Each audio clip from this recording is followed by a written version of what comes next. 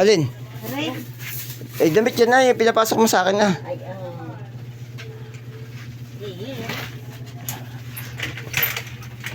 yan, mga ano yan, madudumi yata yan. Naka na. Ayun yung ano, kumot niya, no? Hindi ka rin eh. Yung yung mag-asawa. Kay Dandan. Naiwan pala dyan. Papagin si mama. Ito, labas na to. Gumawa si mama ng tagapaglinis.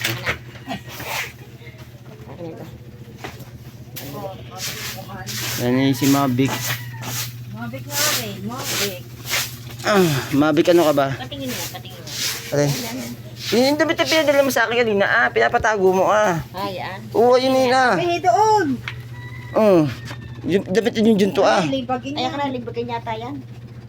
Wala ka naman tubig mama eh. Ilabas na. Para palalabang kay mabik. Lalaban mo Mabik ito. Wala pa tubig. Pag may tubig na. Bukas, marunong ako mag-washing. Marunong ka ba mag-washing? Ano nga, sa tingin mo, lakang tao, marunong. Lagi ko ulaga.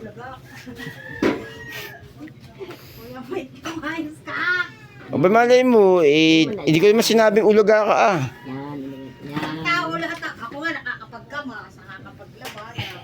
Yan. Lahat yan, kuha ko. Patay na mabik ka na. Tama na yan. Malinis na dyan.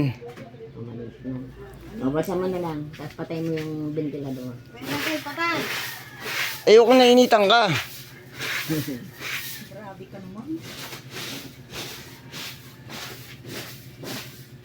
Yan, titiklokin. Hindi, i-stock lang dyan at mag-ano may tubig na mag-ayos. Yan. Anong masabi mo Mabik sa aming bahay? Madali. Ay mama, yung pala yung gamit dandan dyan, yung Durabox na, daming tayo ng daga dyan. Bus lulubusin na. Mama, meron ako nakita sa junk shop. Buo nito. Ito kasi sira kulang. Para hindi siya pasukin ng daga. Bibiling ko mama. Ayun, siguro yung mga 30 lang. 30? Oo. Sige. At saka mama, itong kung pwede nga mama, huwag nang gamitin yan Pag meron ng Kalpo. So mama, dami din tayo ng daga. Nakita mo yun? Okay ka na dyan, sasaraduhan ko na yan. Patay na yun. Sige.